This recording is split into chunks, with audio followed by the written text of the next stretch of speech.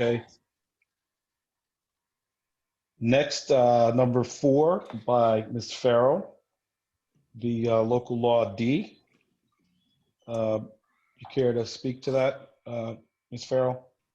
Absolutely. This was passed unanimously through the Finance Committee.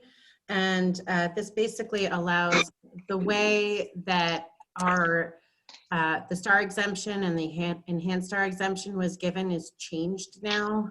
It's now kind of an automatic thing instead of applying for it. So the way the city of Albany at one point gave our senior exemption was using those that application process. You still have to apply for it, and a lot of seniors don't know. So this allows, basically allows the department to not charge a fee on the taxes if they haven't applied yet. So it gives some flexibility. They're going to be doing increased outreach to try to get more seniors to apply for it. Okay, thank you. That will be a pass. Okay. On to ordinances introduced. So ordinance 44120 by Ms. Love. Did you take that up in finance, Ms. Farrell? No, because it's just being introduced. Sorry about that. Okay, so that'll be going to finance. Basically what it is legal aid has an office at 95 Central Avenue. They're trying to utilize the lot and some adjoining adjacent lots to provide parking for their office at 95 Central Avenue. That'll be going to finance. Okay, next under ordinances introduced, 54120. Again, that will be Ms. Love. It'd be an ordinance authorizing the sale to 39 Columbia Street Association of property along Van Tromp Street. For members that may not be aware or know, it's down in the area of the old family court. Van Tromp runs between Broadway and Pearl Street. There's a sliver of property at the northern end of the lot. There are maps attached in our documents that shows where that is. That'll be going to finance. Okay. Next, under ordinances introduced is 84120. And that will be by Ms. Doche. Ms. Doche, you care to speak on that? This is only, let's see, 41, where are we? Oh yeah, so this is just an extension of the suspension of the low impact incentive for a year because we have not done anything with regard to encouraging the use of the the affordable housing incentive, which was one of the purposes. And the other purpose was to develop standards for the green roof, which has not been done. We're waiting for information from the water department on their assessment about what standards might be appropriate. And Brad Glass is okay with this particular extension. Okay, that will be going to planning. All right, on to ordinances held. Number 7, under ordinances held. I believe that was taken up at finance. It's ordinance 43-112-19. Ms. Farrell? Yes, that was passed through with a favorable recommendation. And I believe I'm going to have to look. That was passed through unanimously with favorable recommendation. Okay, so that will be a pass. Okay, next, moving down to number 10 on the agenda. It's ordinance 22220 by Ms. Love. Ms. Farrell, you all took this up in the Finance Committee? We did, and we also passed that through with a favorable recommendation. Okay, that'll be a pass. All right, next.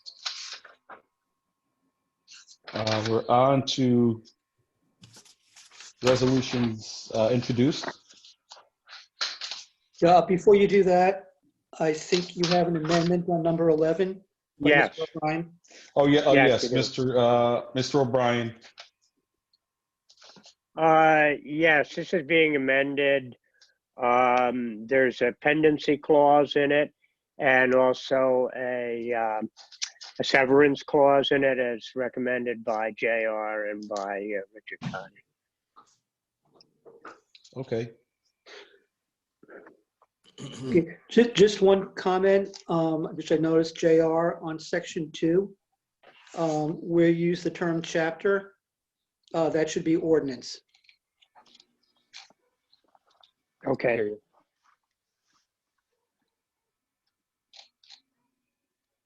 okay. It'll be as amended or amended. Next, on to resolutions introduced. It's resolution 234120 by Mr. Conti. You wish to speak about that?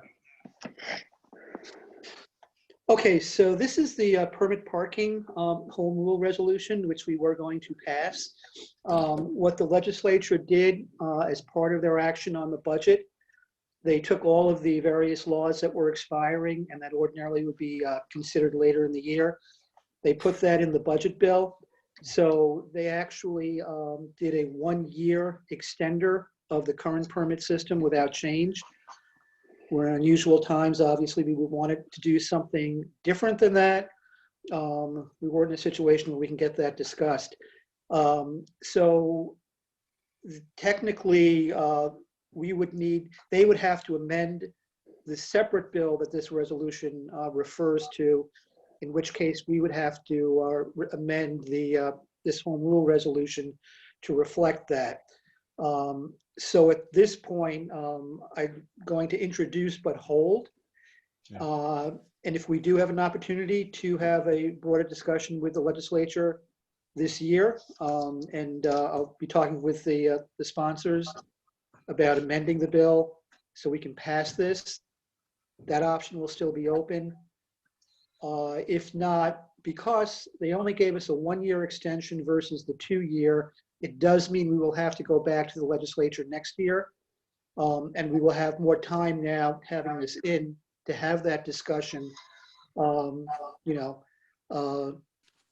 that's where we are on this. So I'm going to do an intro tonight, but hold and have some discussion with the sponsors to see where we want to go on it. And we don't know if they're going to be coming back again into session before the year is out or not. So we are where we are, and it's a situation beyond our control, as a lot of things are nowadays. Okay, thank you, Mr. Conti. I have a quick question. Yes. If we were to pass it and they were to come back, would this be ready to go? Or do we need to, if they were to come back, do we need to still readjust it based? We have to make an adjustment because in doing the extender, they amended that part of the current law that has the sunset, which we would repeal. And they would have to amend the separate underlying bill to reflect that 1-year extender, which means it will be a different print, and our resolution has to match the print of the bill. I don't know if that was all too, legislative technicalese or not, but in effect, we have to change our resolution to reflect an amended bill, which has not yet happened. So we should wait until the bill is amended. Okay. And I'll have that discussion about if we can get them to amend the bill so that we can at least pass this and have it there, just in case. Okay. So maybe in a couple of meetings, we'll be ready to do it. Okay, thank you, Mr. Conti, Mr. Ballin. Next under resolutions introduced is 4120 by Ms. Farrell. You still here? Yep, I'm here. The 244120. Yes. So the finance committee, because this was not yet introduced, we discussed this position and the other position in knowing that it would be introduced, and also knowing that the mayor's office, in light of the COVID outbreak, was really looking to move rapidly on these two positions. And so basically one of them is for the website, to have somebody that's really focusing on the website and doing the mayor's office, as everyone is aware, has been doing an update of the web page. That timeline, they've actually increased that. So they're looking to have their IT person that deals with the website come on full time and really put some time into this. And the reason why that timeline has expedited is because of the COVID outbreak. People are relying on the website a lot more.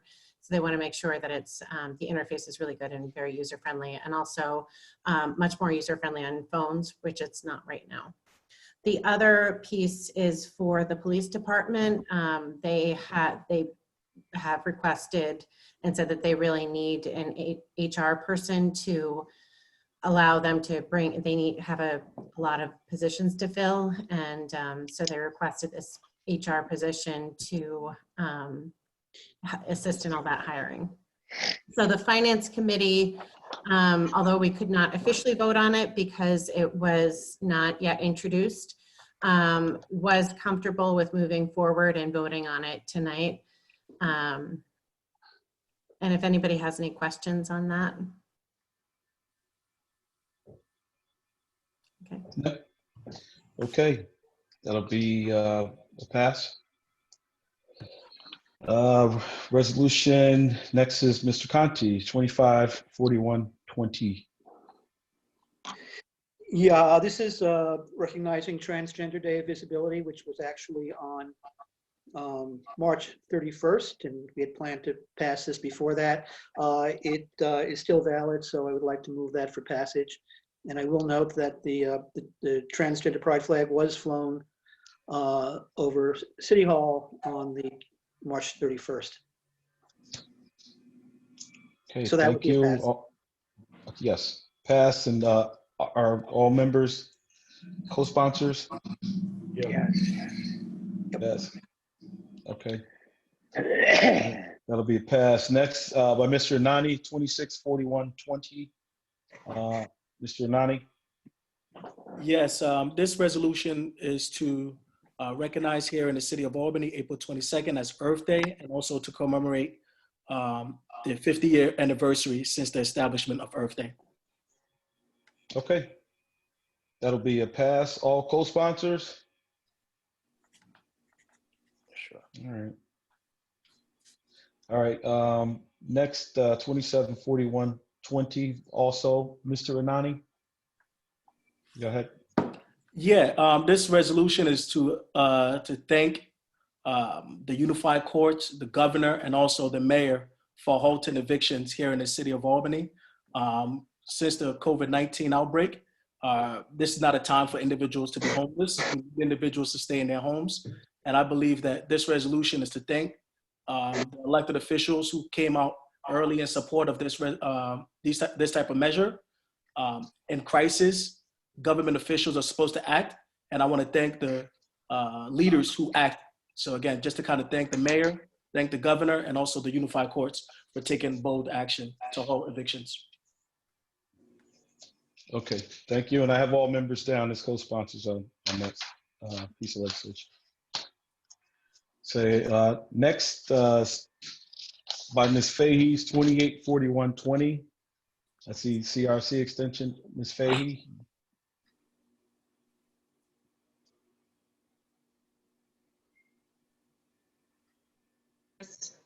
Corporations' ability to to issue tax exempt bonds for civic facility projects. That's not for nonprofit organizations. And it would reauthorize it for 2 years. Okay. I'm not sure, do we need to do anything special in order to introduce and pass at the same meeting? What do we need to do? No, it's a resolution. You can introduce and pass. Okay. It'll be a pass. Okay, next, by Ms. Farrell's 294120. Ms. Farrell?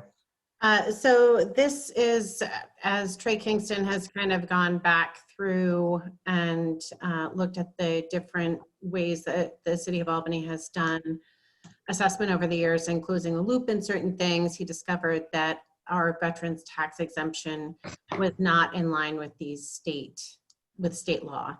So we are actually giving combat veterans a much higher exemption than we're allowed to according to state law. So what we're doing right now, until we definitely will pursue a legislative fix. But when I talked to Trey, we came up with this idea to kind of give him that directive to continue to give those combat veterans the 40% exemption instead of the 25% exemption that they're supposed to get according to state law. Otherwise, there is not a fiscal impact because we've been doing this for 20 years. But on the other side, if we changed it, it would be a dramatic fiscal impact on our combat veterans. This is just getting introduced. We are going to have it go through committee, but it's basically a way to allow him to continue doing what we've been doing and not put our combat veterans in a really difficult position. Okay. Thank you, Ms. Farrell. The next one, 314120, is also Ms. Farrell's. Can you speak to the committee, but also we have Brett here from Corp Counsel to add. That's great, because there were a couple questions we had been looking for specifically where it is, and this allows us to basically get a federal reimbursement for some of the projects that we're doing, but I'm not sure if it needs to be amended or not. So Brett, maybe you can speak to that. Sure. I think through JR or someone else on staff, you all received via email today a different version of the resolution. I guess there was some miscommunication or misunderstanding on my end. I thought my directive was to draft a resolution in accordance with or similar to this sample resolution that I had received. The sample resolution came from the DOT itself. So the version you all originally received covers everything in this sample resolution, changes a few things, adds a few things, but in sum and substance, it is the same. I know a few council members had questions, I believe, including Councilmember Dochette, about some of the stuff in the version of the resolution I had drafted and that you had received, which caused me to go back and look. And I came to the realization that in a letter, which I think you also received from the Department of Transportation to Bill Trudeau, apparently the Department of Transportation essentially wants the original version of the resolution to be passed more or less as is. So again, there aren't really any changes with regard to that. In fact,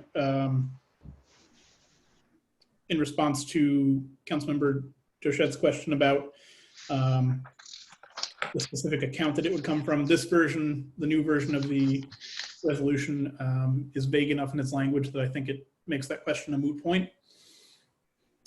So obviously it'll be up to the council whether you want to or feel able to pass the DOT version of the resolution this evening, but it is there for your review, and I'm happy to answer any questions you have about it.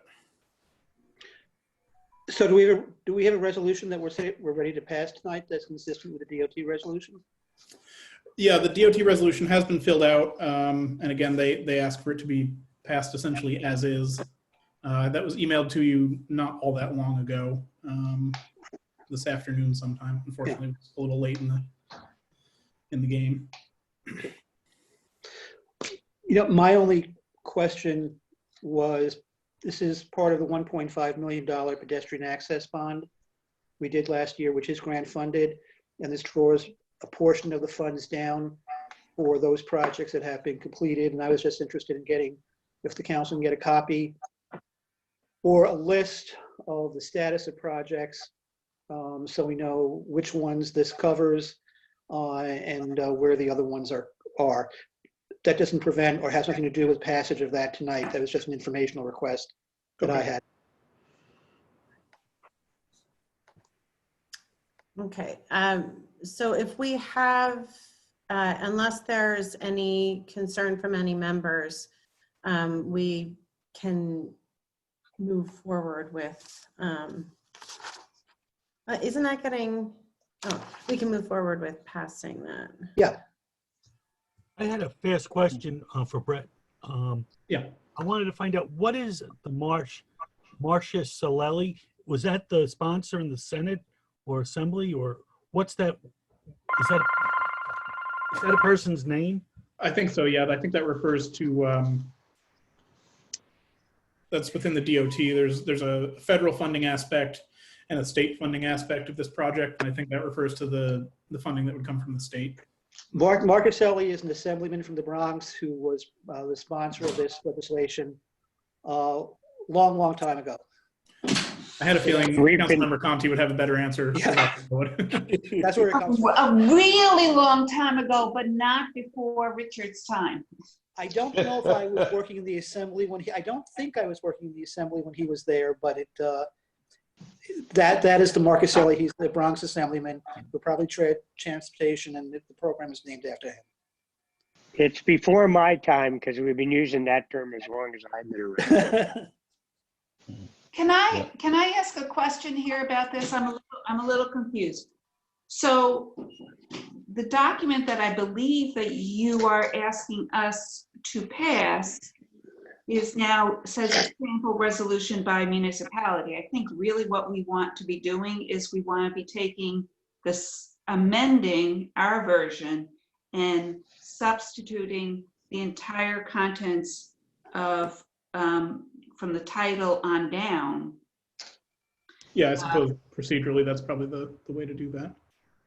So it would be as the resolution as amended, but we would take their language verbatim. On the other hand, I think, I'm trying to remember. It's not really as amended because Right, it because hasn't been officially introduced. It's being introduced tonight, so It wasn't introduced yet, right? correct. Because I think it was only informally discussed at the Finance Committee meeting last week. It wasn't actually an agenda item. Right. But in any case, we want to get our ordinance number on this document. Yeah. And I don't know if if we want to do it in our standard formatting or if we want to use just the cut and paste of their, so that they are comfortable that we've done what they've asked. I To be don't honest, know. one of the reasons I edited it in the first place was to make it conform with the council's more typical formatting. But I think as long as the language is correct, I don't think the state cares so much about fonts and alignments and things like that. Yeah, because we've been doing this, for the 6 years I've been on the council, the other way. So Michelle, can you? I hear you. Can you make that edit? So we're basically taking our format, their language for that piece of legislation. Will you take care of that? Yeah. Mm-hmm. Okay. So Is that Richard, Judy? That's what you're requesting, correct? Yeah. Richard, you've asked for a list of the projects in this and their status. And essentially what I've determined from looking at Darius's bonding is we have not bonded at all for this $1.5 million project. And they're only starting the design phase at this. Well, we can't, no, Judy, we can't be pulling down money via this resolution for reimbursement unless we've expended money. So we authorized a $1.5 million bond for these projects. This resolution pulls down 200 and some odd thousand, I think. That means that's money we already spent, and now we're claiming reimbursement for those expenditures.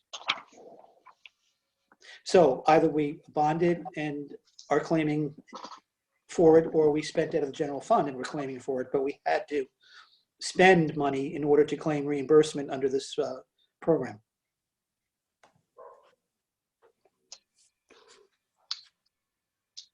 Okay, any more questions? All right, if members are comfortable, there'll be a pass with the amendments that we just discussed. Or the adjustments that we just discussed, okay? It'll be passed. All right, so next we'll have an MC by Mr. Obrien. It's gonna be 324120. Mr. Obrien. There's Yeah. there's one more finance piece that's supposed to go on. The 223120 Where? in resolutions held. That's for the building and codes. Oh. But we didn't get to resolutions held yet. We didn't. I thought we were doing those. No, we're still on resolutions resolutions introduced still. Oh, Yeah. sorry. All right, Mr. O'Brien? Sorry. Yes, this is a resolution, basically, the court proceeding involving the BZA decision, without which the planning board wouldn't even be, have jurisdiction to consider it. That's been delayed by the COVID precautions. Our ordinance has been delayed by the COVID precautions because we couldn't do a public hearing in a timely fashion like we had wanted to, but we expect to do one on the 20th of April. So I drafted this resolution asking in light of the unusual times due to the pandemic, I asked the planning board to delay its consideration, which is scheduled for April 21st. Now, we did get a public comment from the attorney representing the plasma people, and I don't quite follow the logic of his letter, in which he says it's improper for the council to somehow to even dare to ask the planning board to delay in light of the unusual circumstances that have hindered both the courts and the council from acting on separately from the planning board. I don't follow that argument, nor do I follow his argument that if we're asking the planning board to delay on this, we somehow should be regularly intervening with the planning board on other things. I'd defer to JR to answer Mr. Wright's, Attorney Wright's allegation that this whole resolution is illegal, because I do not think it is. Okay. And I would ask for comments on it. Okay, we'll be voting on that. The intention is for that to be a pass. It would be nice if all members were involved and co-sponsored this, but that's up to individual members, okay? Okay. Kelly, So- quick question. Kelly, I believe Michael Bryan just asked John Raphael to interpret the letter. Like, is it legal? Like, I would like to hear from Joe if that's okay. Sure. Oh, you want it right now? Yeah. You're asking.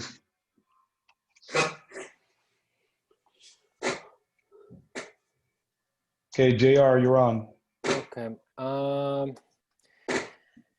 Have a question.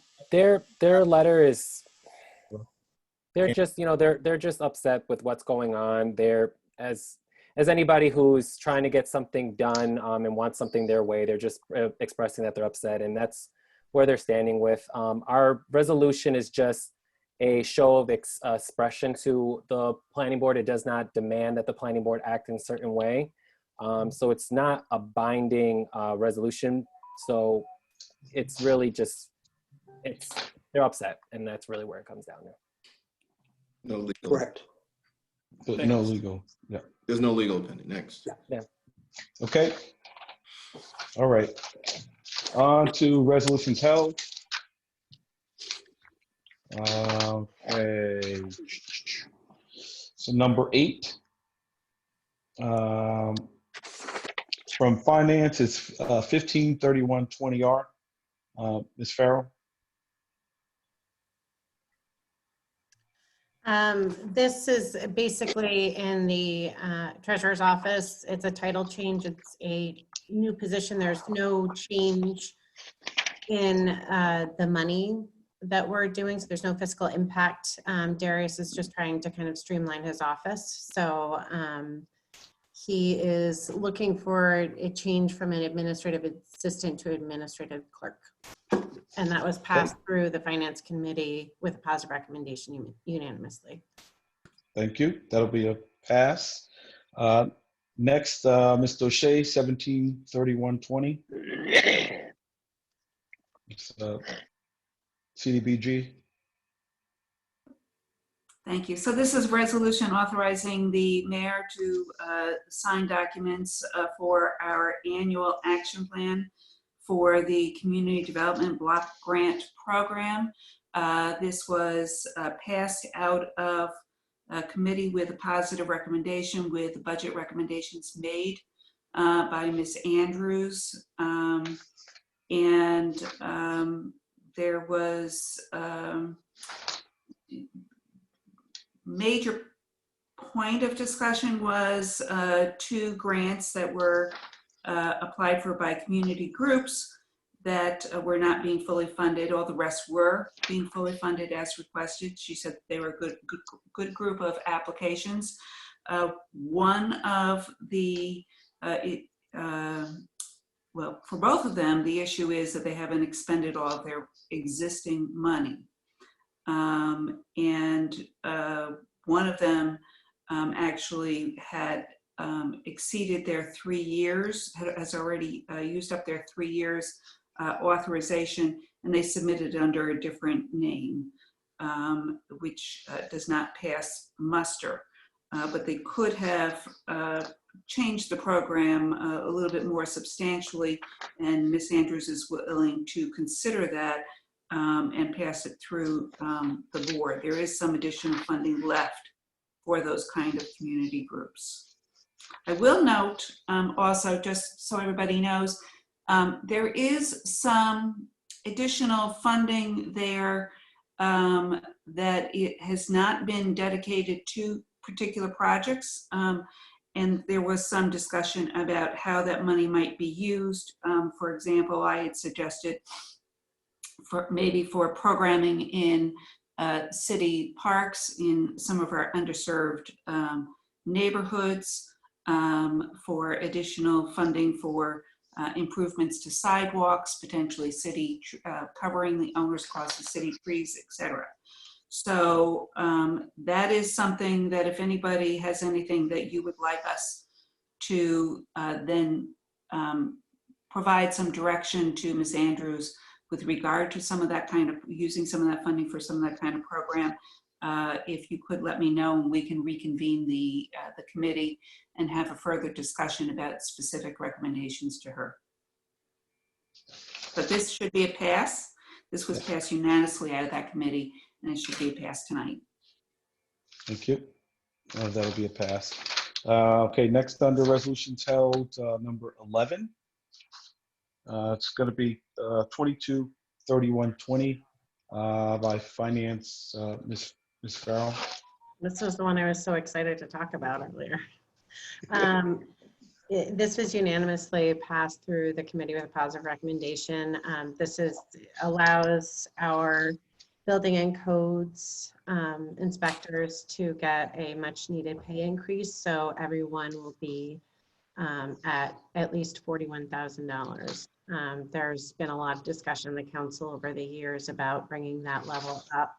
So we definitely appreciate the administration and the Building and Codes Department and Rick LaJoy for working on that and making that happen, because I feel like, especially right now with everything that's happening, making sure that our employees are taken care of, especially the ones that are on the front lines. And code inspection is still considered an essential service. So I'm assuming they're still out there doing their job. And so this is a really good thing. Okay, that'll be a pass. Thank you. So that's it for the agenda. We do have a visitor with us in Miss Jessica Wilcox. She's an appointment to the PEG board. She was slated to be with us on the March 16th meeting. And of course, we had those issues and now we're telemeeting. So what I'll do is, Miss Wilcox, I'll have you just kind of give a brief intro, and then members can ask questions. And by the way, thank you for your willingness to be on the board. Oh, well, thank you so much. I appreciate your time. Luckily, my kids just stopped having a big major brawl behind me, so that's a plus. But my name is Jessica Wilcox. I've been living in Albany since I started law school back in the early 90s. And I've been practicing law in the Capital District region ever since. And as you may have known, I ran for Albany City Court judge. But it was a great experience. And through that experience, I was able to meet a lot of people who had contacts with Channel Albany. And one of them is Zach Simpson. He's on the board right now. And I also got to meet a lot of individuals who did shows on Channel Albany. And I was really interested in there was the Capital Cannabis and the Islam show and some other ones. And it was just a great platform for people to express their individuality, to obtain information, which is, the lifeblood. You need information like you do air and water to survive, especially in this day and age where we have this COVID virus running around. And so this position came up, and of course, there's going to be a big learning curve because I don't know everything about the PEG board. But what I do know how to do is read regulations, and what I do know how to do is listen to people and surround myself with people who know information, who I can learn from. And what I want to do is join this board to see if we can extend our visibility to the community, because not a whole lot of people know about Channel Albany or where it is, and the wonderful little studio that they have down at the library with the green screens.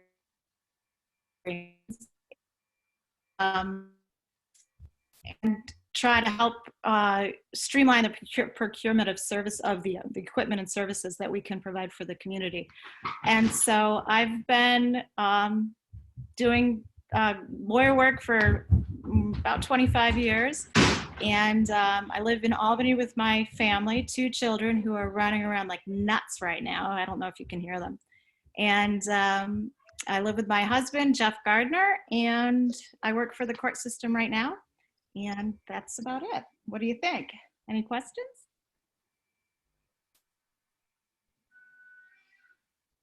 Nope. Mr. Anane has a question.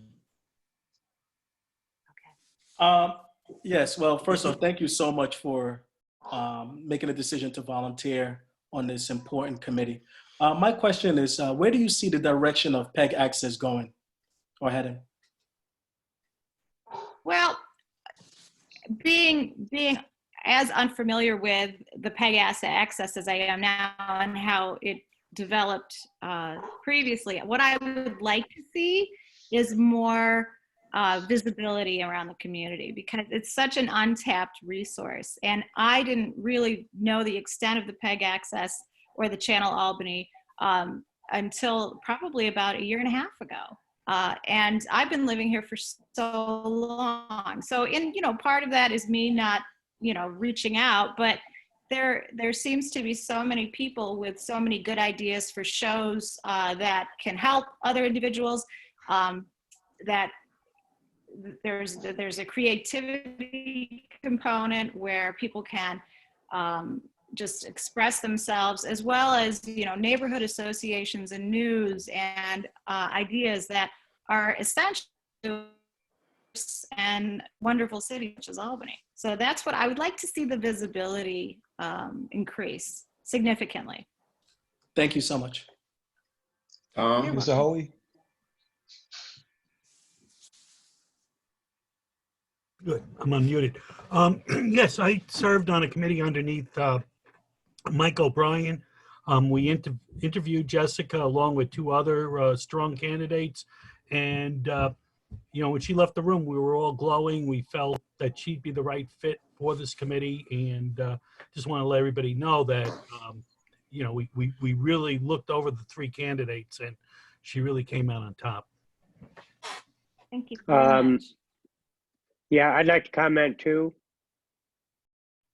Go ahead. We can hear you, Mike. Mr. O'Brien? Yeah. Yeah, we interviewed a number. We had well, I believe a total of 4 applicants. And we were impressed. I would say 2 things. The fact that she's a community active attorney is of benefit to us. That's there are no other attorneys on the board, but I think she fits the bill perfectly. And she just convinced us that she's a quick learner, and I think she would be a good appointee. Okay, Thank you. thank you, Mr. O'Brien. Mr. O'Brien. So with that, actually, we'll be doing the resolution to add Ms. Wilcox to the board at our following council meeting. Just wanted to get her in here because we missed on the previous meeting and we made arrangements for this one and didn't want to miss the opportunity. So with that, we'll close this out so we can get to our regular meeting. Thank you, Mr. Kimbrough. Thank you very much. And so Thank you, Ms. Wilcox. we'll start our April 6, 2020 Common Council meeting for this evening. And can the clerk please call the roll?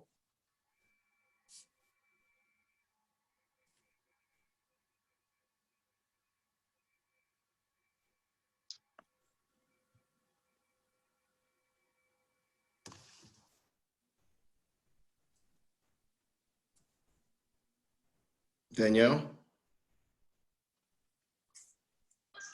I'm sorry, I was muted. Oh, okay. Can you please call the roll? Yes, sir. Mr. Anane, Present. Mr. Ballerin, Present. Mr. Conti, Present? Mr. O'Shea, Mr. O'Shea, Ms. Fahey, Here. Ms. Farrell, Here. Mr. Flynn,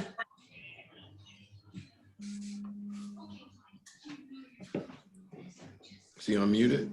Here? Ms. Frederick, Ms. Frederick, Here. Mr. Hoey, Here. Mr. Igo, Here. Mr. Johnson, Here. Mr. Kimbrough, Here. Ms. Love, Here. Mr. O'Brien, Here. Mr. Robinson. Here. 15 present, 0 members absent. Thank you.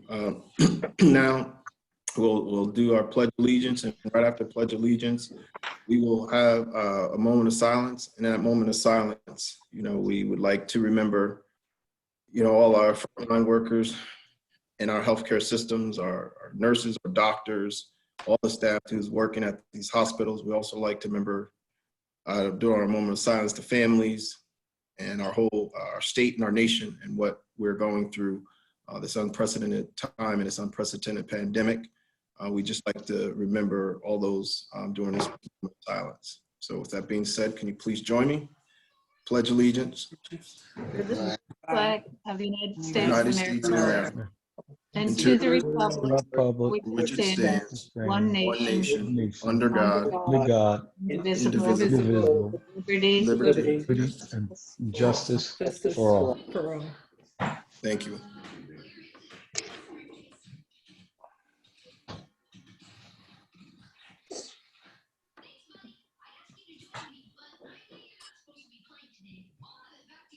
4.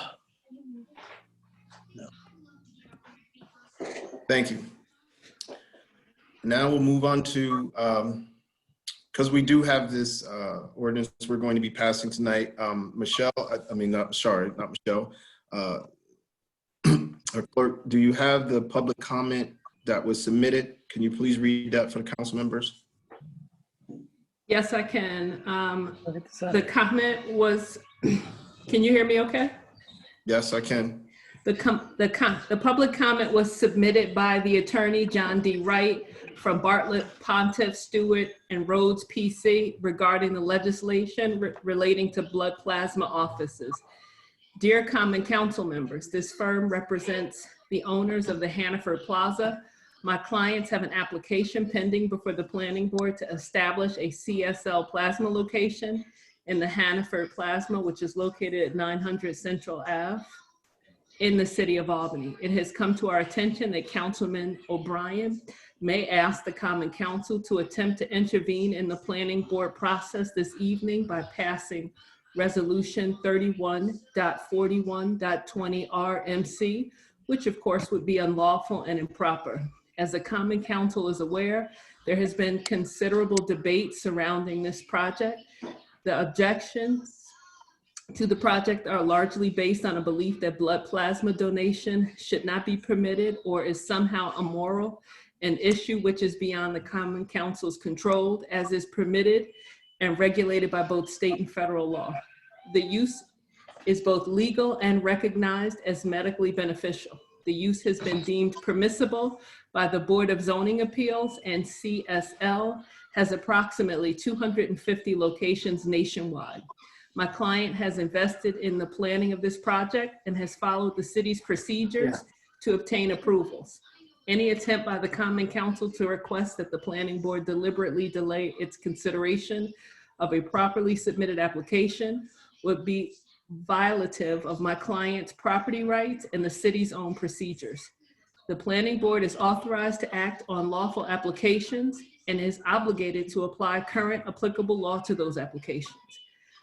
I would also note, in the midst of the COVID-19 pandemic, one of the treatments being explored is convalescent blood plasma, or plasma from recovered COVID-19 patients, to treat those who are infected. The vocal few who oppose this project are not likely to mention this in their comments, which are usually filled with false claims regarding blood plasma and completely ignore its medical benefits. This is just one of the many examples of the benefits of blood plasma, which treats a variety of blood diseases such as hemophilia. Notably, the proposed resolution does not appear in this evening's meeting agenda, but is listed on the website by resolution name with no description. The real parties affected by this resolution, my clients, was not given any notice that their rights would be discussed and perhaps impacted at tonight's meeting.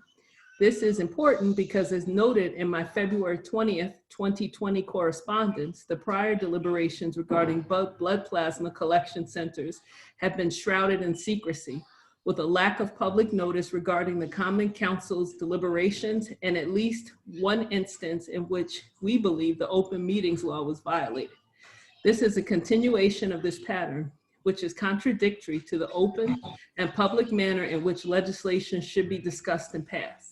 Lastly, it is of particular concern that Councilman Obrien asked this council to intervene not in all planning board business, which would be beyond the Common Council's power in its own right, but only with respect to my client's application. This disparate treatment is arbitrary and unjust on its face and should not be tolerated or condoned by the Common Council. Councilman Obrien is acting as a private litigant and asking the legislative body to perform acts which are outside of its powers in furtherance of his private litigation. Based on the foregoing, it is respectfully submitted that the Common Council should not consider or pass any resolution concerning blood plasma centers at this time. Thank you for your time and consideration. Sincerely, Bartlett, Pontiff, Stewart, and Rhodes PC by John D. Wright, Principal Attorney. Thank you, Madam Clerk. Can you remove the flag? Yes. Thank you. So I can. see all the members. And with that being said, we're now moving on to approval of minutes from the previous meeting. Do we have a motion? So moved. Yes. Motion to approve meeting minutes from March 2nd. Thank you. Second? Second. All those in favor? Aye. Aye. Minutes approved. Moving on to consideration of local laws. Moving on to local laws held. Mr. Conti. Local law E. So, Mr. President, I noticed the introduction Oh, of yes, local thank you. law. Sorry, sir. Thank you. Go ahead. I noticed the introduction of local law E of 2020. Can the clerk please read the local law? A local law amending Part 1 of the Code of the City of Albany in relation to enacting a new Chapter 35 to be entitled Appointees to Public Bodies, Removal from Office. Mr. Kimbrough?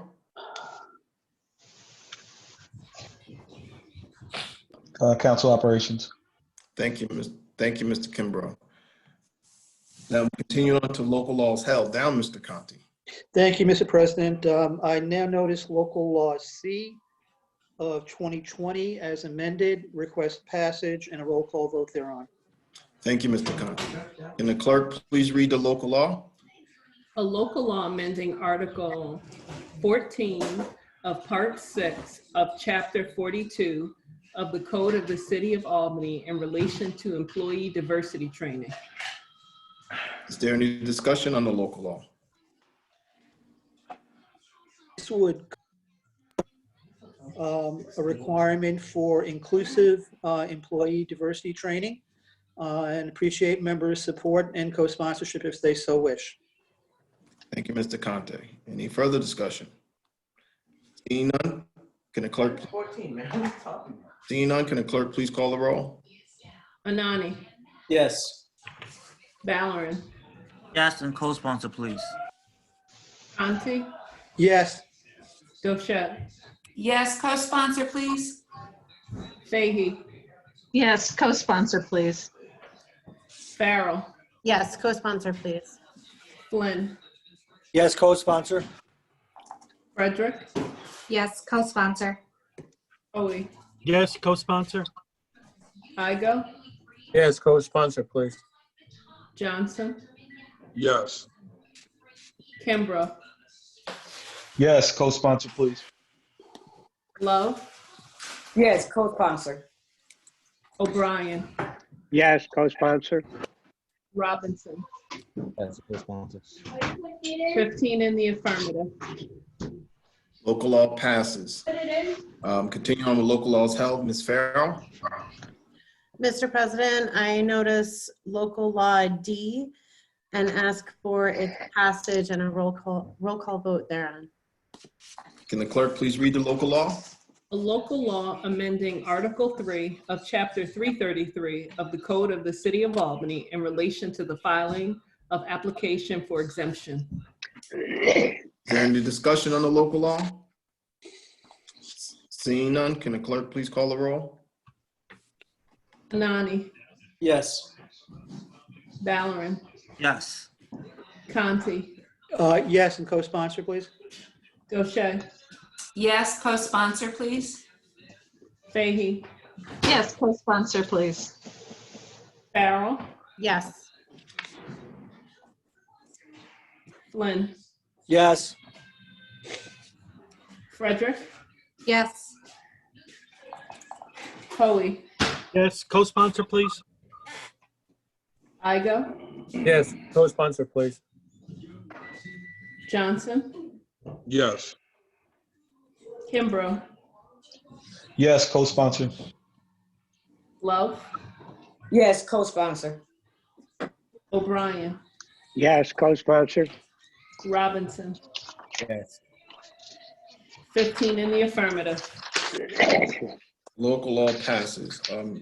Madam Clerk, can you please mute everyone And then when I call on someone, then you can unmute them so we can get rid of the background noise, please. Moving on to committees, reports of ad committees. Ms. Farrell. Thank you, Mr. Yeah, there I am.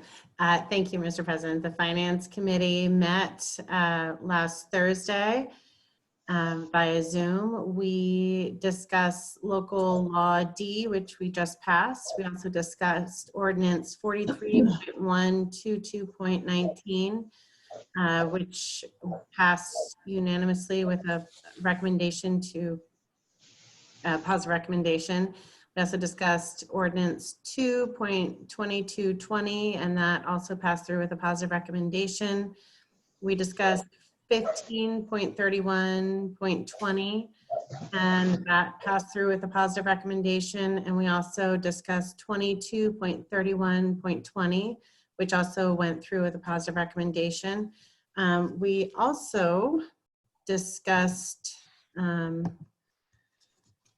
and I should have written these down ahead of time, but we discussed the, we discussed 24.41.20, and the committee felt positively about that, although we did not take an official vote. Thank you. Thank you, Ms. Farrell. Moving on to Ms. Fahey. Thank you, Mr. President. The Planning Committee met on Wednesday, March 25th. And that was to discuss reauthorization of the Capital Resource Corporation's authority to issue tax-exempt bonds to civic facility projects. They were looking for a permanent reauthorization. The committee decided that because there wasn't an opportunity for public input, that and just the fact that, you know, we were meeting remotely like this, they decided to reauthorize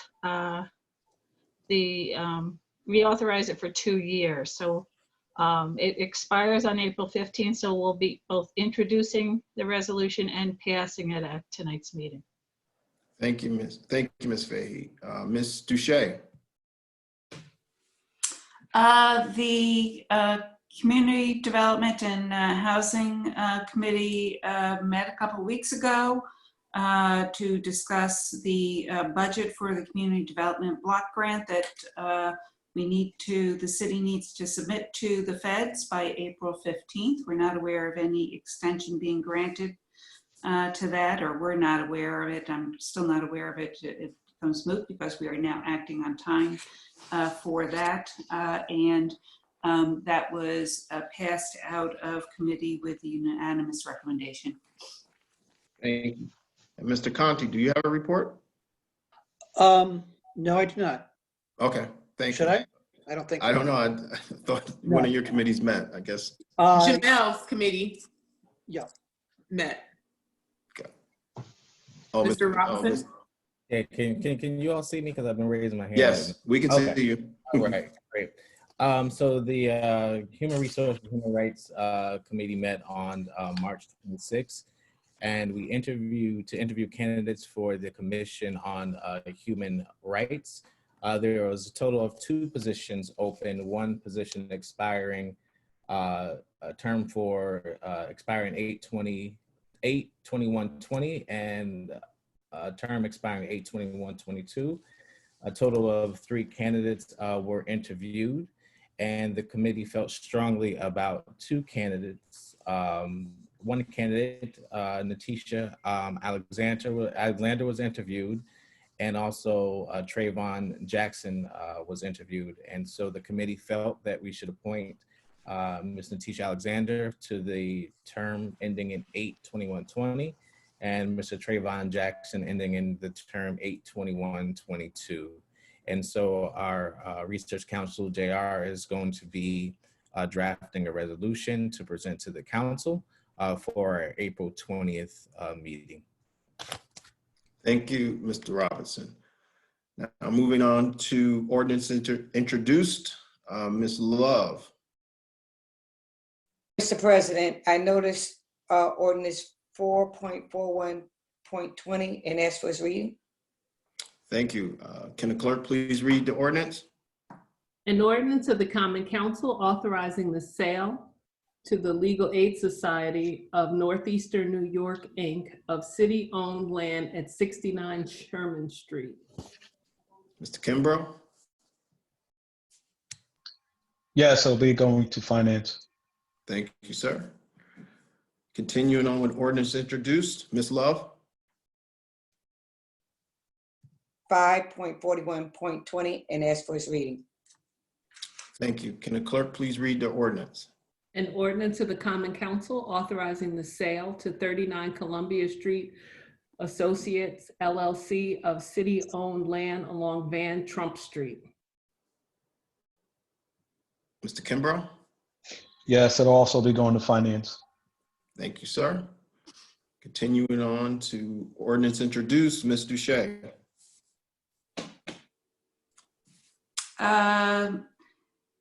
I notice ordinance 8.41.20 for introduction.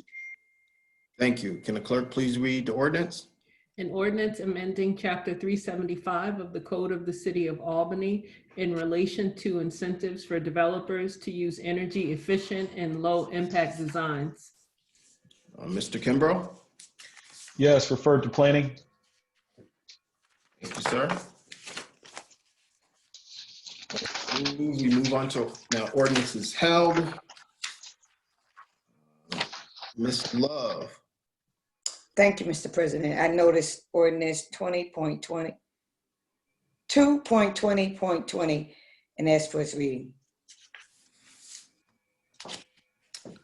Yes. Can the clerk please read the ordinance? Bear with me 1 second.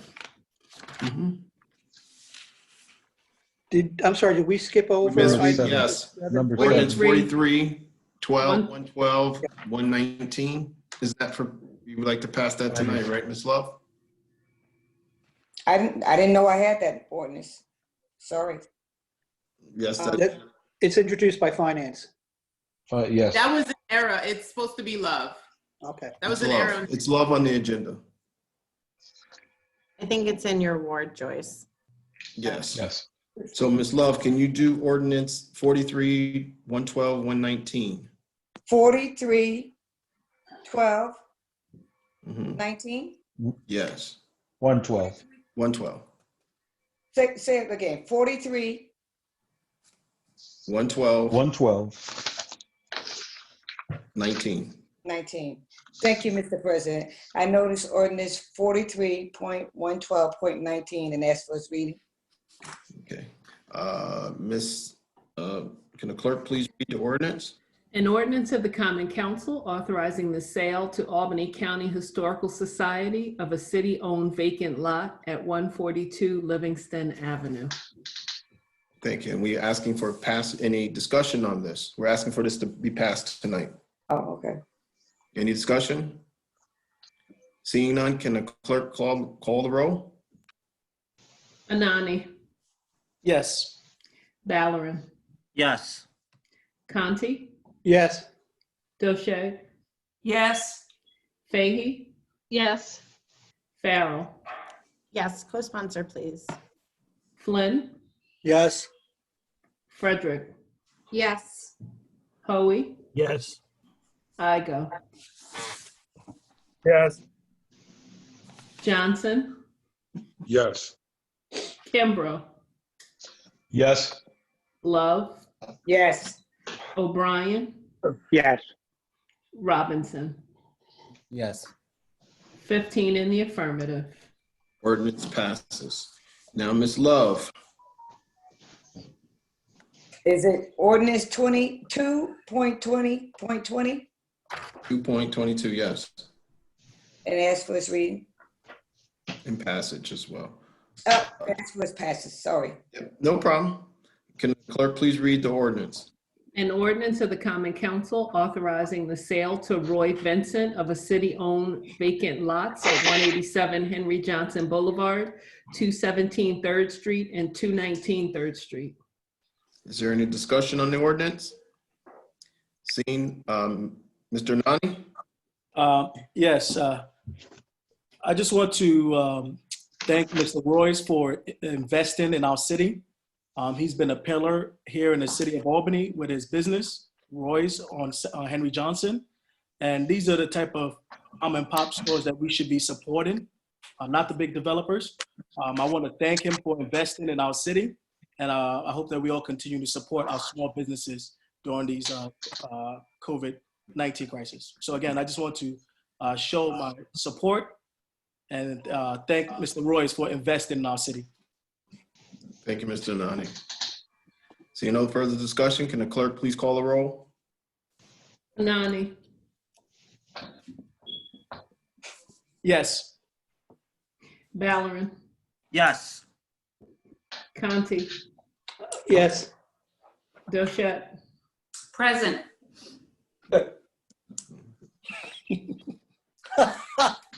Fahey, Yes. Farrell, Yes. Flynn, Yes. Frederick, Yes. Hoey, Yes. Igo, Yes. Johnson, Yes. Kimbrough, Yes. Love, Yes. Obrien, Yes. Robinson. Yes, co-sponsor, please. 14 in the affirmative, 1 present vote. Ordinance passes. Moving on to ordinance held. Mr. Obrien, would you like to? 3020 as amended. Say that again, Mr. O'Brien, you cut out, just for the record. Oh. You cut out a little bit. Go ahead. I notice ordinance 3.31.20 as amended. Thank you, Mr. O'Brien. Moving on to resolutions introduced. Mr. Conti. Thank you, Mr. President. I noticed resolution 23.41.20R and requested it be held. Thank you. Can the clerk please read the resolution? Resolution of the Common Council enacting a home rule message to the New York State Legislature requesting the enactment of Senate Bill number 7606 and Assembly Bill number 9114 entitled An Act to Amend the Vehicle and Traffic Law in relation to the residential permit parking system in the city of Albany, and to amend Chapter 454 of the laws of 2010, amending the vehicle and traffic law relating to authorizing a pilot residential parking permit system in the city of Albany in relation to making such provisions permanent. Thank you. Moving right along, Ms. Farrell.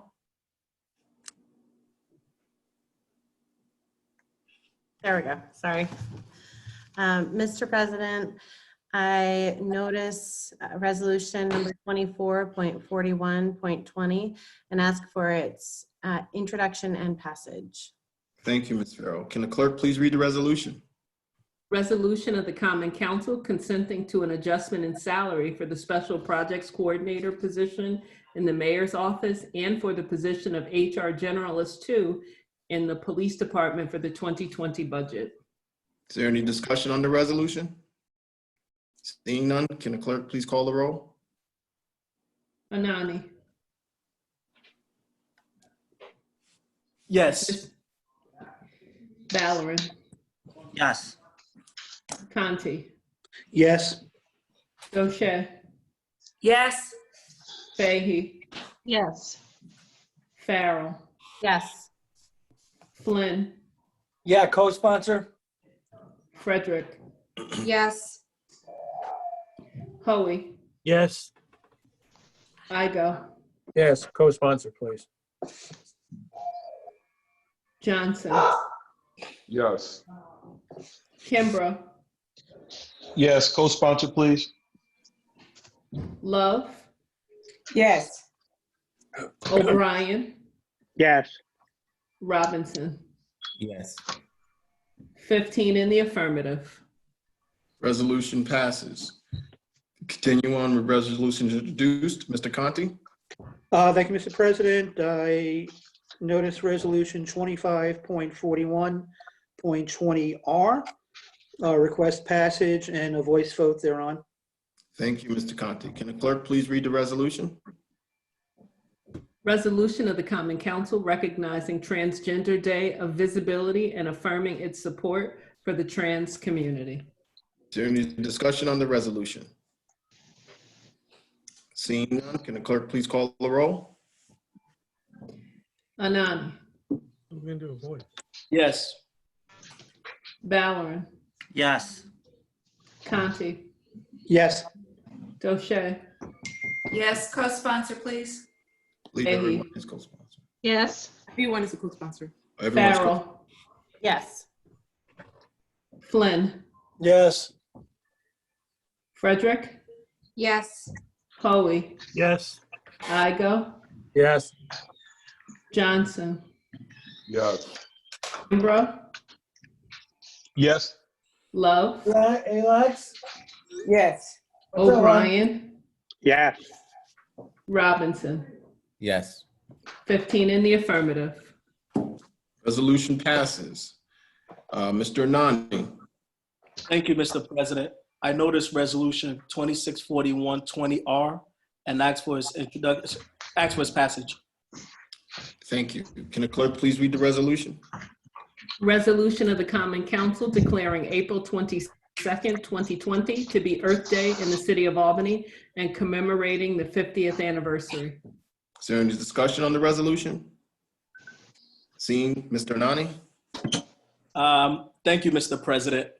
On the first day, Earth Day, 20 million Americans from all walks of life, representing roughly 10% of the population at the time, came out to celebrate and send a message to our leaders that our environment is important.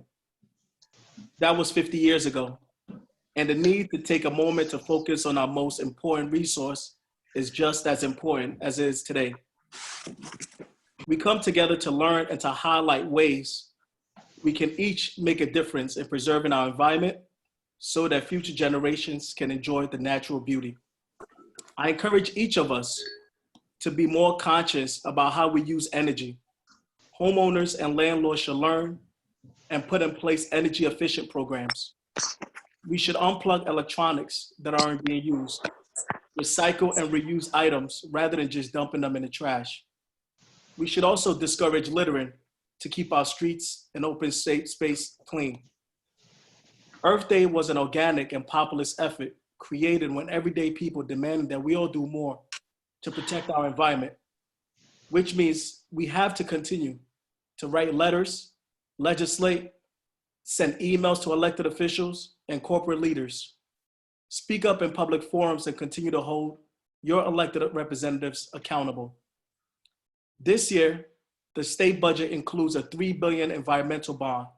Let's make sure we advocate for a share of the resource to further improve our local environment. This is our only home on the cosmos, and we all need to do our part each and every day to assure that the earth continues as a comfortable and livable environment. I urge all my colleagues to support this legislation. Thank you. Thank you. Any further discussion on the resolution? Ms. Duche.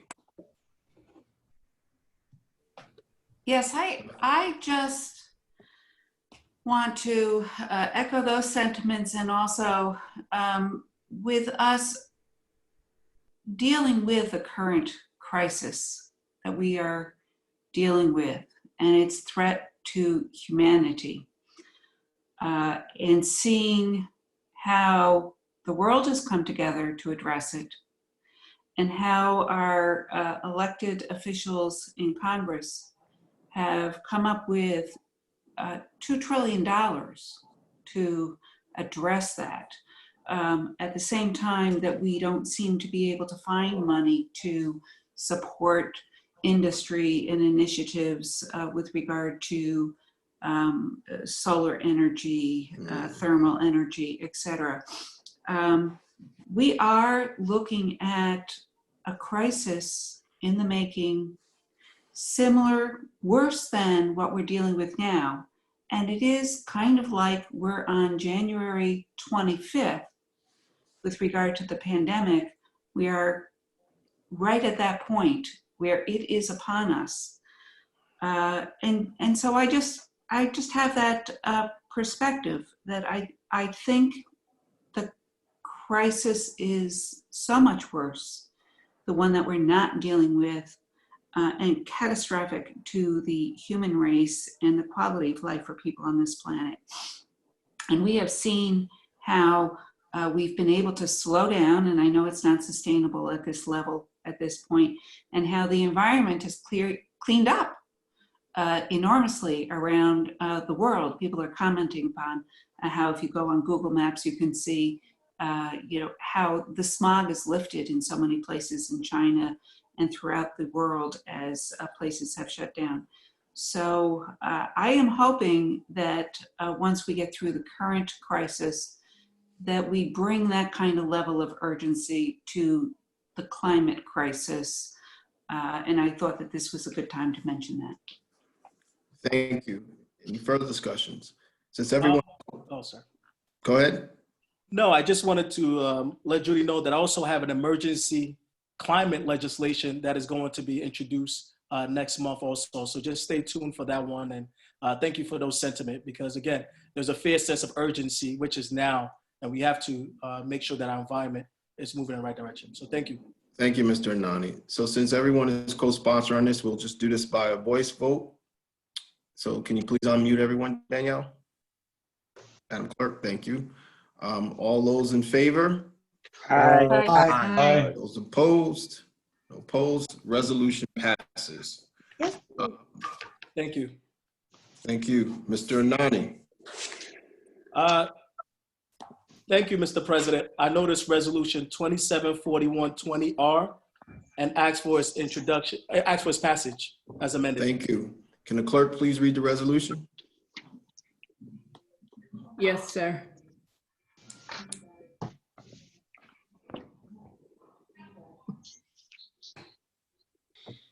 Relax. Resolution Read it, commending the Rachel. New York State Unified Court System, the governor of the state of New York, and the mayor of the city of Albany for stopping evictions while COVID-19 affects our communities. Thank you. The discussion on this resolution? Mr. Nani? Thank you, Mr. President. You know, I've always been a firm believer that, government can't solve everyone's problems, but it can help individuals help themselves. This resolution is a recognition of that same fact. I want to thank the governor. I also want to thank Mayor Kathy Sheehan and also the unified courts for their prompt action in imposing eviction moratorium at the state and local level. While this virus impacts our community, families should not worry about having a place to stay when their health should be their top priority. We do not need to be creating homelessness and making more residents of our county susceptible to this virus by being out in the streets. Public health officials have made it clear that everyone needs to play a role in containing this virus, and it's impossible to do so as long as people face homelessness. Housing stability is a crucial in public health emergencies, in which contaminate and treatment rely on individuals to stay indoors and not being forced to seek shelter or experience homelessness. These orders provided our city renters with a vital lifeline in this crisis, knowing they will lose their job through no fault of their own or going through tough times, that they can stay in their homes while officials continue to combat this virus. Like I said, government is supposed to be responsive in crisis. And in this unprecedented crisis, I want to thank Governor Andrew Cuomo. I want to thank Albany Mayor Kathy Sheehan. I want to thank the unified courts for quickly relieving the struggling families in need. And also I'd like to thank the sheriff, as he is also a big supporter of halting evictions. So again, I want to thank all my colleagues who are supporting this resolution. Very too often, elected officials are faced with sometimes doing the right thing, but sometimes make the wrong decisions. And this was a clear example of government putting the people first and making sure that everyone's health is the top priority. So I want to thank those individuals. I want to thank all my colleagues for being co-sponsors. Thank you, Mr. President. Thank you. Since everyone is co-sponsored, Madam Clerk, can just unmute everyone? All those in favor? Aye. Aye. Those opposed? Not opposed. Resolution passes. Ms. Thank you, Mr. President. I would like to introduce Resolution 284120 R and ask for both its introduction and passage. Thank you, Ms. Page. Can the clerk please read the resolution? Resolution of the Common Council consenting to the amendment of the City of Albany Capital Resource Corporation Certificate of Incorporation, authorizing the continuation of the authority of the City of Albany Capital Resource Corporation to issue obligations to finance projects to be undertaken by the corporation. Is there any discussion? Ms. Yes. Hay? Thank you, Mr. President. The current authorization expires on April 15th, and we're asking for a reauthorization for the next 2 years. The Capital Resource Corporation's authority to issue tax-exempt bonds for civic facility projects for not-for-profit organizations has been in operation since 2010. It both supports job creation and retention, and allows not-for-profits to upgrade facilities at the lowest possible cost. Since 2010, they've been able to create and support the retention of 9,700 local jobs. It also generated 1.34 million in fees that have been used by the City of Albany for various community projects, including 3 small business grant programs.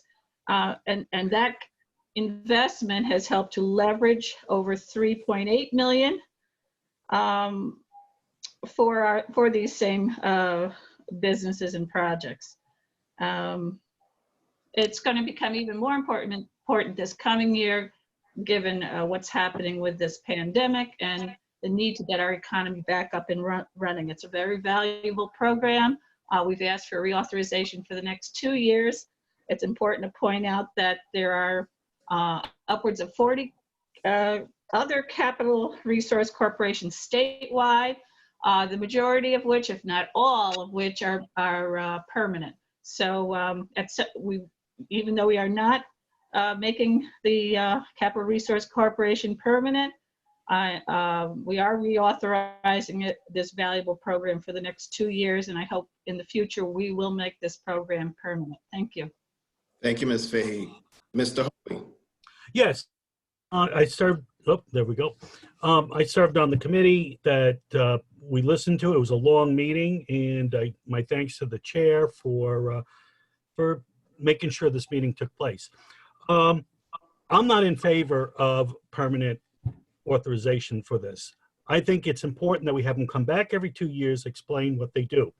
One of the things they brought up is they saved 8,000 jobs, and it was Albany Med. And, you know, they reauthorized bonds. Now, they weren't going to fire 8,000 people from Albany Med. I mean, it just not realistic. But I questioned, how do you feel about the nurses over there? They're unionized nurses. And they're like, well, you know, it's kind of late now. We can't really do anything about it. But I think for the first time, somebody said something to them about supporting unionized workers in the city of Albany, which I think is super important. And that's one of my core beliefs, that all workers should be unionized to make sure they're not, abused. They also started off the presentation showing a charter school. Now, I understand, you know, there's a big discussion going on about charter schools, but I know that most charter schools are not unionized. And, you know, if you study the system, charter schools do not take kids with needs. So coming up and showing us 8 or 9 charter schools that they held bond, it really hit home to me that we need to change the dialogue with this nonprofit group. And that's why I voted. I don't have a problem with giving them a 2-year extension and have them come back every 2 years. But I think if we make them permanent, it's just not a good thing. And we've seen that with the USDO. We put in a thing that's supposed to be the end all be all, and we're having a lot of problems with it, and we're still dealing with it. So thank you. I am supporting the 2-year extension, but as long as I'm in office, they will never get a permanent vote from me. Thank you. Thank you. Mr. Shea? I don't have anything to add at this point. Thank you. Oh, I thought I saw your hand. Okay, thank you. With that being said, Ms. Fahey will be. I want to respond. Ms. Fahey, because she's the sponsor of this. So once she speaks, no one else can speak. So is there any other discussion? I saw no hands. Go ahead, Ms. Fahey. Okay, thank you. I just want to respond to a couple of the points Councilmember Hoey brought up. I just want to say, I agree with you. Unionization of our nurses is very important. And I also agree with you. I was never in favor of charter schools. I believe in our public schools, always have.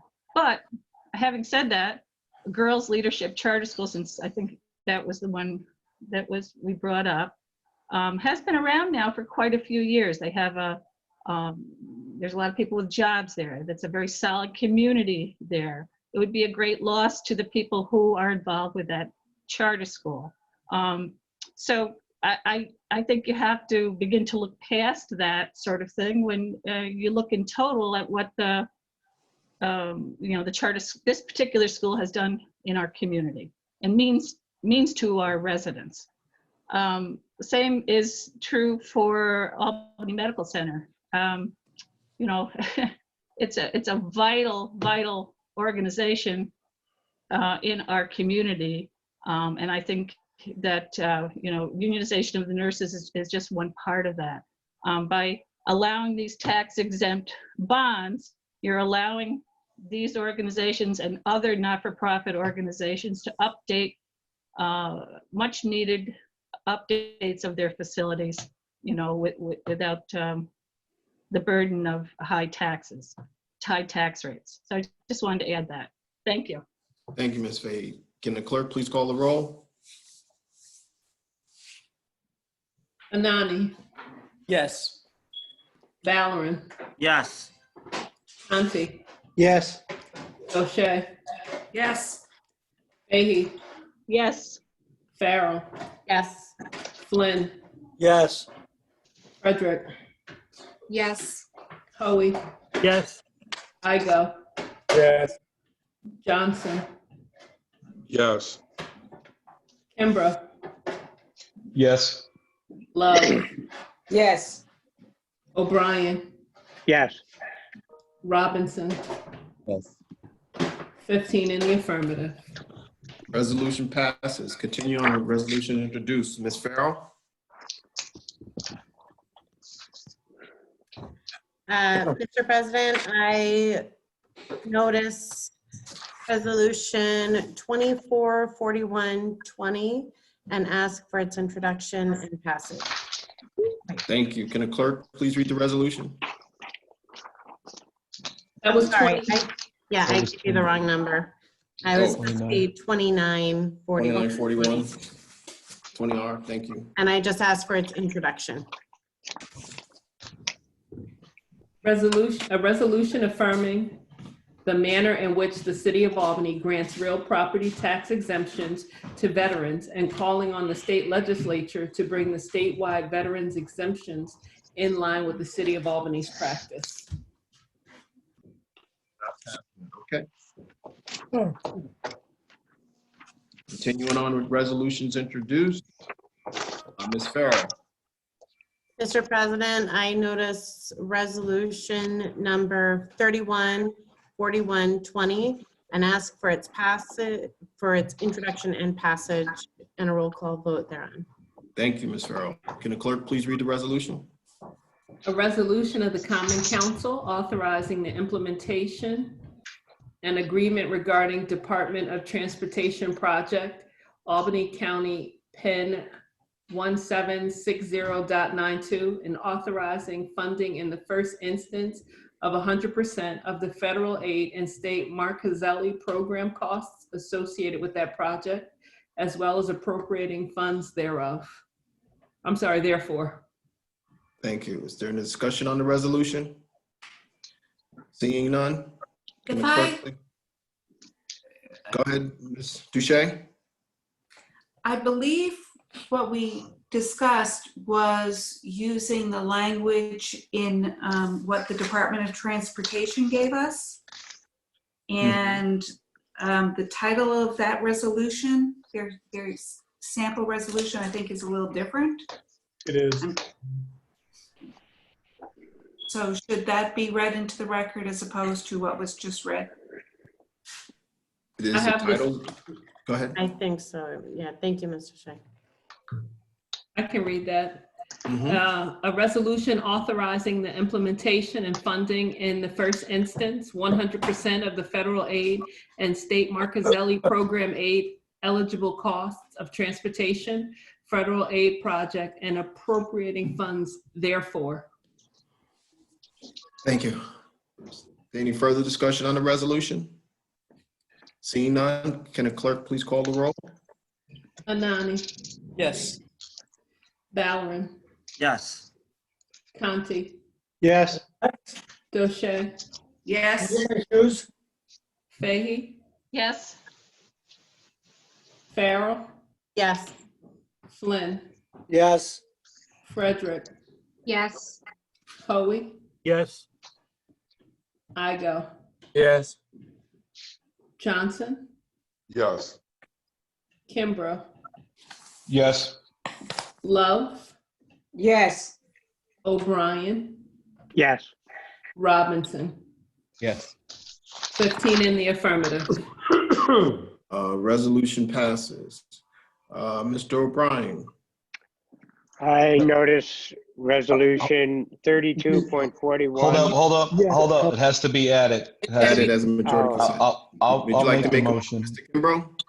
Yes, make a motion that we add resolution 324120 by majority consent. All those in favor? Aye. Those opposed? Resolution, sorry. Motion passes. Mr. O'Brien. I notice resolution 3241.20R and ask for its passage. Thank you, Mr. O'Brien. Can the clerk please read the resolution?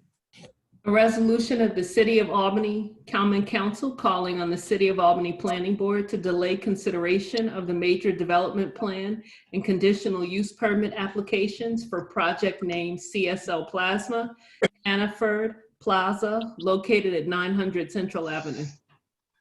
Is there a discussion on the resolution? Mr. O'Brien? Yes. The necessity for this resolution is brought about by the unusual times that we're in with the pandemic. There are several courses proceeding on the issue of blood plasma center at Hannaford Plaza. One is a challenge to the BZA decision where they reversed a previous decision and found that the USDO allowed for blood plasma centers as some sort of a manufacturing process. That decision has the subject of a citizen's challenge, not just by myself, but by multiple other citizens, and petitions signed by numerous neighbors involving not the concept of using plasma for medical purposes, but specifically the siting of this in the Hannaford Plaza. So that process was moving along and the challenge, the court challenged to the open meetings law violations, as well as to the misconstruction of the USDO. The Board of Zoning Appeals basically overrode the planning director, who was the author of the USDO, who said it required an ordinance. The BZA reversed themselves from a previous decision and said, no, it's somehow a manufacturing process. That is the subject of a challenge, but the COVID epidemic has frozen that, and we won't get a decision on that in a timely fashion like we had thought. At the same time, the pandemic has also frozen the council's ability to correct a couple of procedural challenges that the mayor put to us when we passed it the previous time. We're in the process of doing that, but again, conducting a public hearing using electronic means is challenging, and we believe we'll be able to meet that challenge, but it clearly has delayed the process of our repassing the ordinance, which we had previously passed unanimously.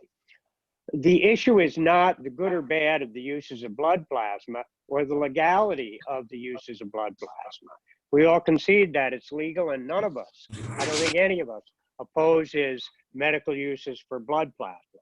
But there are many legitimate lawful uses which the city has an absolute right to oversee in terms of where they are located. That's what this legislation is all about. And since the planning board has not opted to defer on this until the two other processes can wind their way to a decision, I think it is imperative that we as a council voice our opinion to the planning board that they should delay their consideration of this and let those other two routes that are making their way gradually to their conclusion, let them play out first. I think we've already discussed the fact that what we're doing is not unlawful, and I would urge all of my fellow council members and colleagues to be co-sponsors on this. Thank you. Thank you, Mr. Obrien. Ms. Farrell? I just wanted to note there was a few points that were made in public comment that I actually wanted to address. There are absolutely studies that blood plasma from people who have gone through the COVID virus can be helpful to people suffering from it. However, that plasma is not done at paid plasma sites. That plasma is donated in right now in hospital sites. I find it highly unlikely that they would ever turn to paid plasma sites for that. So what I fully agree with that, paid plasma sites are just not the site where that is likely to happen. I also wanted to point out that donating plasma to the level or giving plasma to the level that the paid plasma sites encourage you to do. So you can make the $400 a month that they say that you can make, actually weakens your immune system, which would make you much more likely to contract the virus. So it actually would put our citizens at risk, potentially. So while there are numerous medical benefits to blood plasma, this discussion is not about the benefits of blood plasma. It's about whether or not we should have a center where people are paid and where that should happen. And the argument is that it should happen in a very specific place where there are, I believe, 106 sites in our city, and this is not one of them. Thank you. Mr. Hoey? Yes, I was going to bring up about the 106 sites that Councilwoman Farrell brought up, but I also wanted to talk about this. When they take the plasma out, they tap into one vein and then tap into another. So the blood comes totally out and then gets put back in. And there are chances of a patient going into shock. And to have a patient located over at Hannaford Plaza just does not make sense to me. I think these type of services should be done near either a hospital or medical plazas where there are doctors and emergency care. So I think going back to, there's 106 other sites in the city, and there's probably a lot better sites than this one. So I'm definitely going to be co-sponsoring this. Thank you. Thank you, Mr. Hoey. Mr. Ballard? Yes, I Thank you, Council President. I also wanted to respond to some of the statements made on public comment by the lawyer of the developer. One, the plasma that's being used to help the victims of the virus, coronavirus, is plasma that's being voluntarily given by those who have survived the virus. It's still plasma that's being used because their antibodies have been able to overcome the virus. So they're using those to be able to fight this virus. So I just want to make sure that there's no misinformation that's being given to the public about how and in what way the plasma is being used. No one's saying that it's not medically benefit, but the plasma that's being used to help the victims from coronavirus are from victims that have survived coronavirus.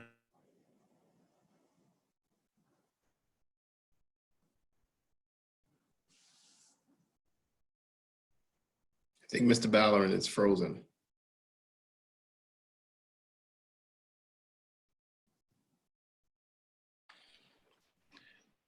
Yeah, he must be frozen. This is why we need a city-owned and operated internet service, you know, spectrum pool. Mr. Ballerin? Well, we can't hear Mr. Ballerin. We do know his support for this this resolution at the moment. I guess he'll probably log on and log off, but can the clerk, is there any further discussion? Seeing none, can the clerk please call the roll? Mr. Anane, Yes. Mr. Conti, Yes, and co-sponsor, please. Mr. O'Shea, Yes, co-sponsor, please. Ms. Fahey, Yes, co-sponsor, please. Ms. Farrell, Yes, co-sponsor, please. Take it off me. Take it off me.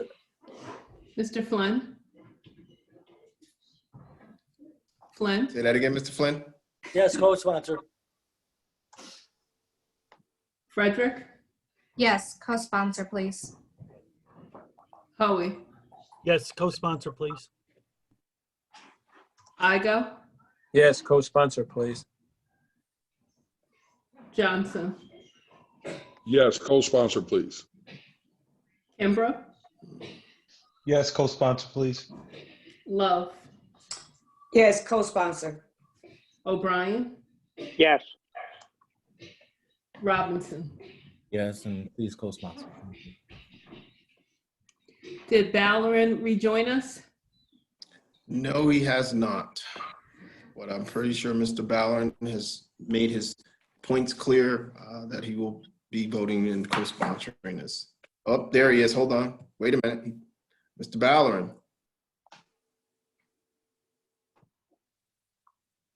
He just came on. There he is. Hold on. Give it a second. Mr. Ballerin, right now we're voting on the resolution.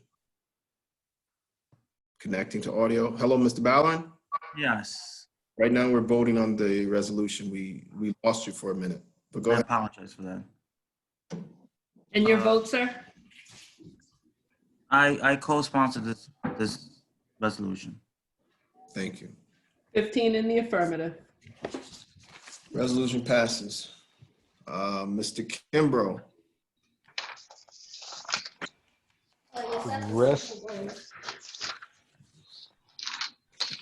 We're missing? Nope, I think that's it. Yeah, that was the last one. Yep, Yeah. okay. Moving on to resolutions held. Ms. Finance, Ms. Farrell. Thank you, Mr. President. I noticed resolution number 15.31.20 and ask for it to pass. Can the clerk please read the resolution? Resolution of the Common Council consenting to a title change for certain positions for the 2020 budget. Thank you. Is there any discussion on the resolution? Seeing none, can the clerk please call the roll? Anane, Yes. Valorem, Yes. Conti, Yes. Doche, Yes. Fahy, Yes. Farrell, Yes. Flynn, Yes. Frederick, Yes. Poe, Yes. Igo, Yes. Johnson, Yes. Kimbrough, Yes. Love, Yes. Obrien, Yes. Robinson. Yes. 15 in the affirmative. Resolution passes. Ms. Duche. Thank you, Mr. President. I noticed resolution 17.31.20R and ask for its passage and roll call vote thereon. Thank you, Ms. Duche. Can the clerk please read the resolution?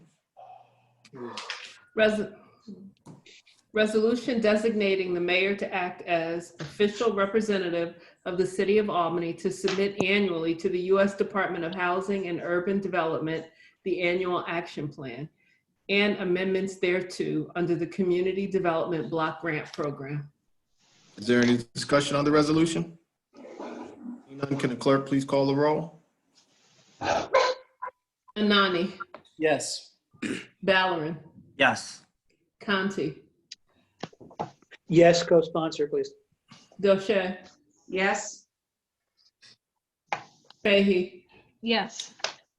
Farrell, Yes. Flynn, Yes. Frederick, Yes. Poe, Yes. Igo, Yes. Johnson, Yes.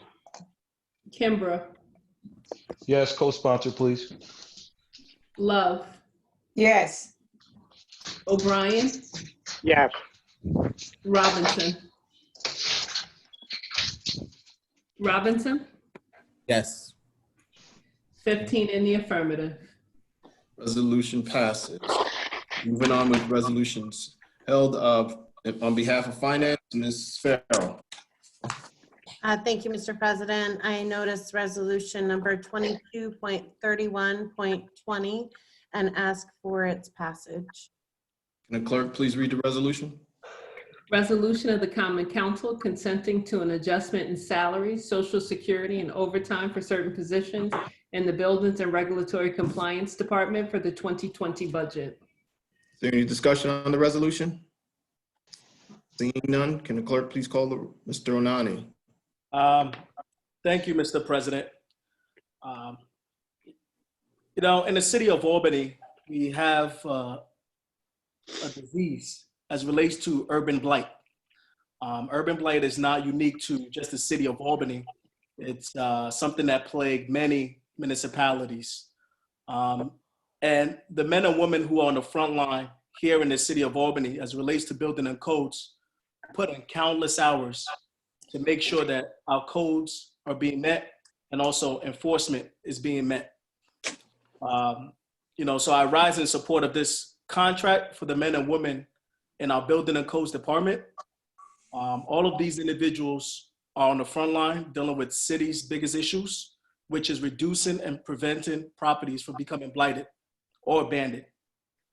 The men and women in codes enforcement put a lot of hours in to ensure that our building codes are met, which ultimately ensures the safety of our homeowners, apartment dwellers, and also businesses, wherever that building might be.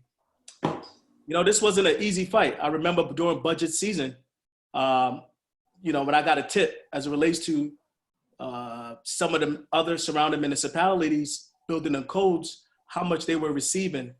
And all of those surrounding municipalities were making $10,000 more than the city of Albany. And I want to thank, I remember vividly, Mike Obrien being a big supporter, Tom Hoey, Alfredo, and countless of my colleagues who were big supporters and advocating for a raise. And it clearly shows that the administration got the message because, again, Tom Hoey always says it.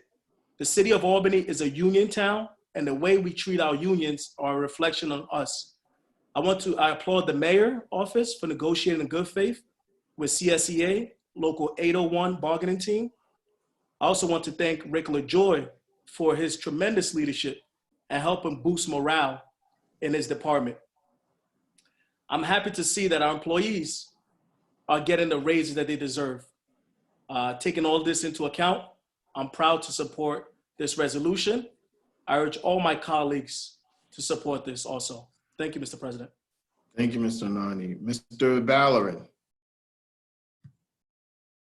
I'm gonna keep this short so I don't get kicked off this time. I'm glad we're doing this. I think it's a long time coming. We have been underpaying our several sections of our employment sector. These employees were working for low to mid 30s, so they were getting them to a fair paying sector. But I also want to say, well, this is great progress, and I commend everyone involved in getting us here. There's still too many that are still lagging, and I wanted us to be not to forget those, not to forget the DGS clerks that are taking calls right now in this crisis, yet they're making just a little bit more than minimum wage. So I want to commend everyone involved for addressing the issues that in this sector of our employment field, but I want us to remember that there are still too many that work for our city that are not making what they deserve. So I applaud the work that we're doing. I applaud the direction that we're heading, and I look forward to continuing to work with all of you to keep pushing forward so that all of our employees get a fair wage. Thank you all. Thank you, Mr. Valorant. This one. Seeing no further discussion, can the clerk please call the roll? Anane, Yes, co-sponsor, please. Valorant, Yes, co-sponsor, please. Conti, Yes, co-sponsor, please. Doche, Yes, co-sponsor, please. Fahey, Yes, co-sponsor, please. Farrell, Yes. Flynn, Yes, co-sponsor. Frederick, Yes, co-sponsor, please. Hoey, Yes, co-sponsor, please. Igo, Co-sponsor, please, yes. Johnson, Yes, co-sponsor, please. Kimbrough, Yes, co-sponsor, please. Love, Yes, co-sponsor. Obrien, Yes, co-sponsor. Robinson, Yes, co-sponsor. 15 in the affirmative. Resolution passes. Mr. Kimbrough? Yes, was that the last one? Mm-hmm. Okay, so aren't we on to? Just hold the remaining resolutions on the. Yeah, that was the last one. Yep. So Ms. Farrell, did you receive the Commissioner of Deeds? I did, Mr. Farrell? President. And Mr. President, I offer the following following persons be hereby appointed Commissioner of Deeds for the City of Albany for the term ending December 31st, 2020, and waive the reading of the names. Do I have a second on that motion? Second. All those in favor? Aye. Aye. Motion passes. Mr. Kimbrough, miscellaneous. Okay, if no one has anything else, a motion to adjourn. Second. Motion to adjourn. All those in favor? Aye. Aye. Meeting adjourned. Stay healthy, Okay. friend. Good night. Stay Everyone healthy. be safe. Everybody. Everyone- Yes, everybody. Stay safe. Good seeing you.